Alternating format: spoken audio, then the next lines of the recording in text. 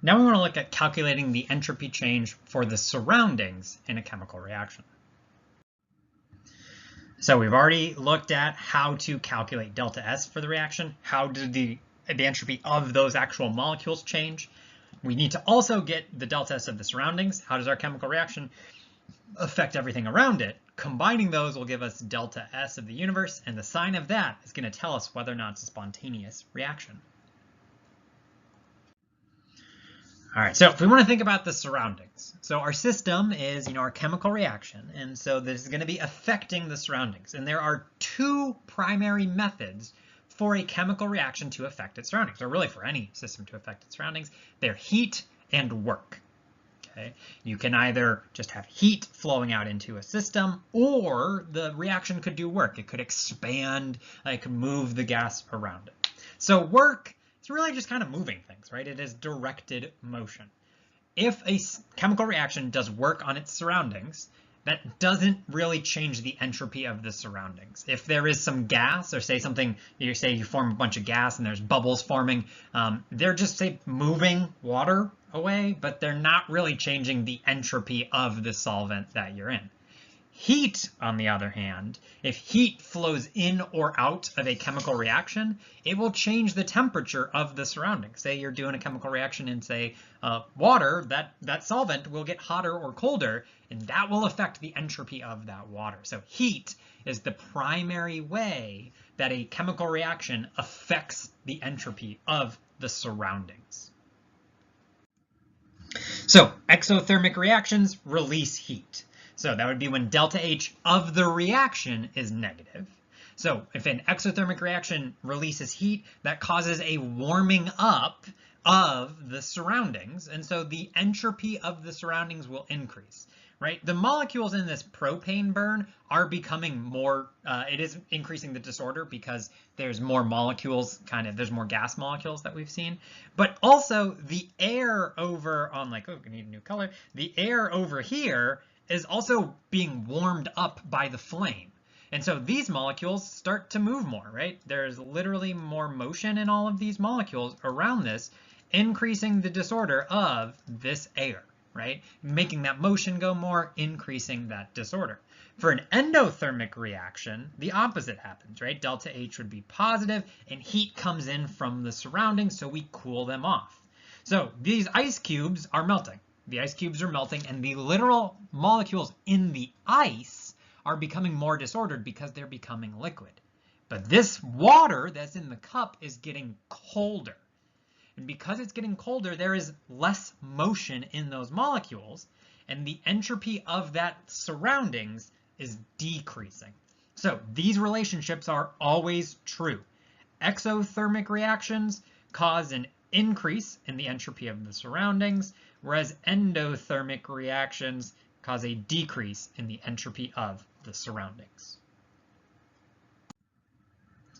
So exothermic reactions, we've kind of talked about early on, we're talking about, kind of predictability, spontaneity. Exothermic reactions tend to happen because you're releasing energy from the reactants. The products are lower in energy, and that energy is being released as heat. So this is kind of a very common understanding as to why exothermic reactions, exothermicity is a tendency to occur. And we can change our perspective on that same exact idea in that exothermic reactions, the reason why they tend to happen, as we say, is because heat flowing into the surroundings increases the disorder of the surroundings. Doesn't matter how you slice it, it always has to come down to entropy. And the reason why is that you kind of spread out that energy. Instead of the energy being trapped in, say, the chemical bonds of the reactants, it's spread out as heat in the surroundings. And that sort of spreading out is an increase in entropy, an increasing in disorder. And so it's more common and more useful to think about, say, the energy of the molecules in your chemical reaction. But the real physics, we want to go hardcore physics reason, is that entropy of the surroundings is increasing. And really everything, whenever you're increasing entropy, that's always a tendency towards spontaneity. It's important to note endothermic reactions happen, and the opposite is true for the entropy of the surroundings for endothermic processes. You can decrease the entropy of the surroundings. It just has to be compensated for by the change in entropy of the actual chemical reaction. So I want the entropy of the surroundings, and it's all based around the heat that's flowing into the surroundings. So in general, change in entropy due to heating is equal to the heat divided by the temperature at which it occurs. So this is the actual equation. This equation is generally true for changes in entropy based around heating. One of the things that comes from this equation is that at higher temperatures, so as T gets bigger, that's in the denominator of this fraction, and that the effective heat will decrease. So this equation contains the sort of the mathematics of the physics we described before, that it's hard to make something disordered when you're already at a really high temperature. So we want to make this a useful equation, though. This is generally true. How can we turn it into be useful? Well, the first thing we want to do is relate it to the reaction itself. And the heat flowing, basically the heat flow of a chemical reaction is perfectly opposite of the heat flowing into the surroundings. The Q of the surroundings is the negative of the heat of the reaction. That comes from the first law of thermodynamics, that heat is neither created, or energy, sorry, is neither created nor destroyed, conservation of energy. So we can just kind of substitute that in. We get that the entropy of the surroundings, change in entropy of the surroundings, is the negative heat of the reaction divided by the temperature. We can then use the definition of enthalpy for at constant temperature, the enthalpy is equal to the heat of the reaction. That's just the definition of enthalpy. That's why we use it in chemistry. And so that tells us that the delta S of the surroundings is equal to the negative delta H of the reaction divided by the temperature. So we can see this idea, there's that negative because, we knew that exothermic, so negative delta H would lead to a positive delta S surroundings because that heat flows out into it. So this is the equation we can always use if we want to calculate delta S of surroundings. Let's do that. What is the change in entropy of the surroundings associated with this reaction at 25 degrees Celsius? So it's the same reaction we looked at in the last video. I have propane combustion, C3H8 plus 5O2 gives me 3CO2 and 4H2O. Here are some handy thermodynamic data.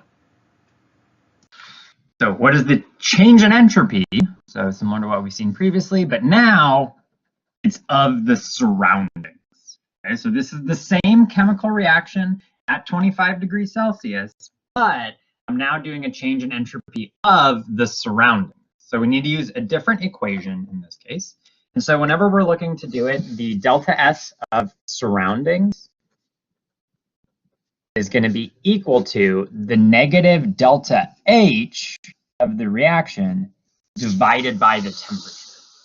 So basically what we're looking at is we're going to relate, we know that the change in entropy of the surroundings is due to heat from the reaction. So we're going to look at what heat comes out of the reaction. Negative just changes the perspective, and divided by temperature is what turns it into an entropy. You can kind of see there's that K in the reference S values, whereas enthalpy is just energy per mole. So we want energy per mole per temperature. So throw a temperature in there. Okay, so what we really then kind of need to do is get this thing first. So we need to get delta H of reaction. And so we can calculate delta H of reaction using reference data. I'm going to do that on a separate sheet of paper here. But we know, again, that delta H for the reaction is going to be, it's always a sum over products.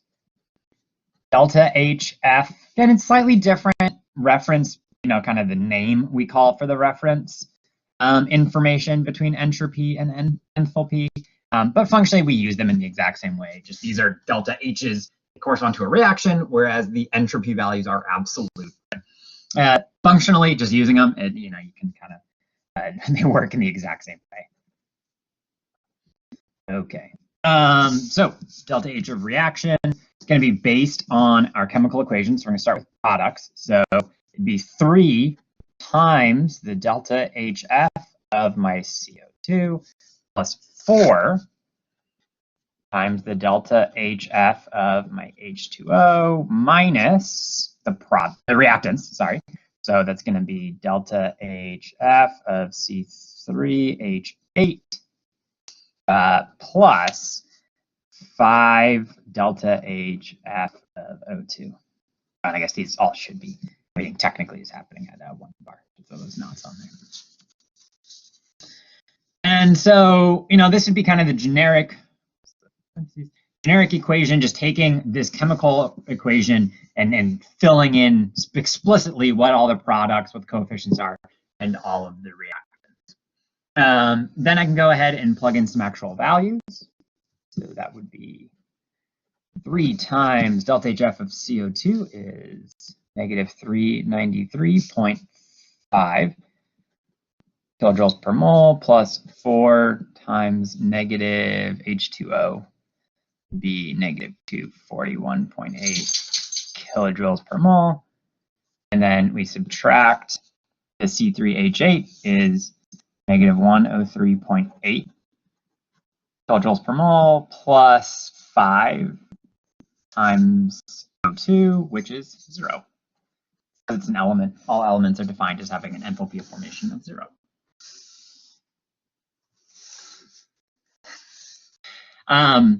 So then it just becomes a process of doing this arithmetic. I would recommend being very careful. One of the things you want to note, there's a negative sign in front of these parentheses. So whenever you're doing these types of calculations, delta S of reaction, delta H of reaction, and there's another one, see from this other reference, it's very common to forget that this negative sign applies to both components of inside this parentheses. So right here and right here.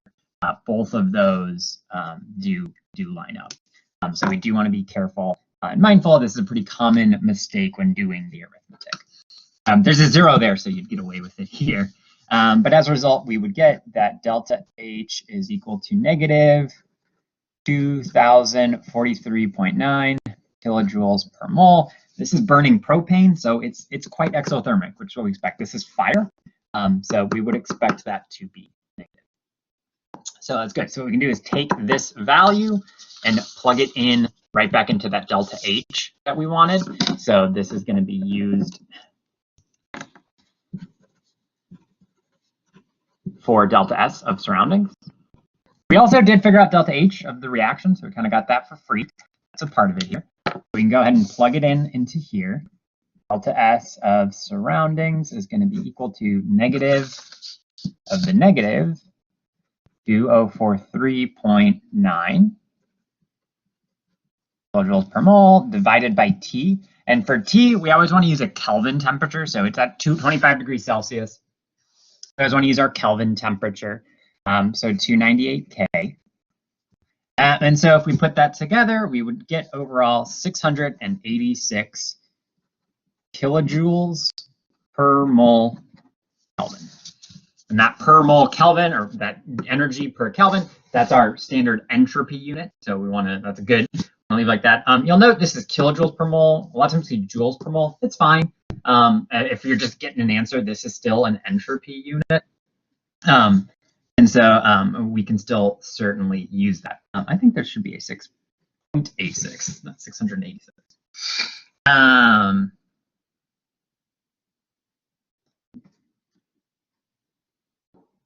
Hold on, losing myself now. But so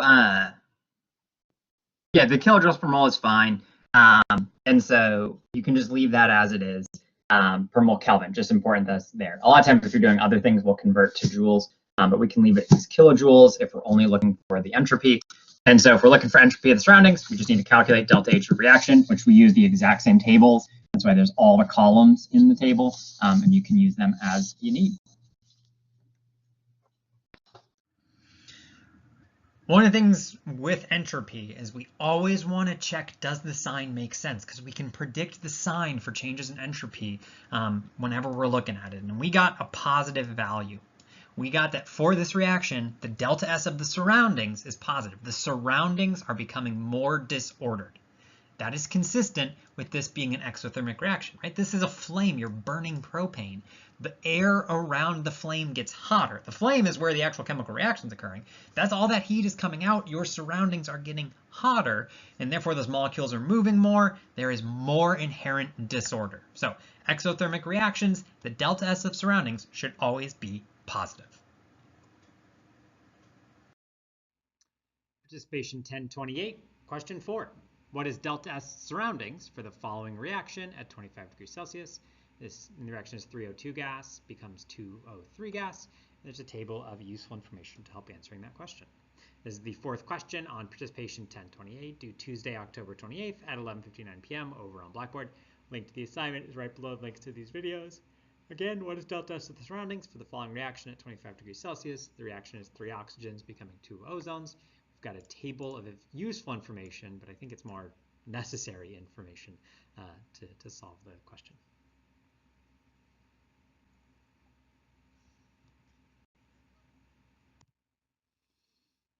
Another question for participation 1028, just one video left. Might find another question there. Gotta watch it.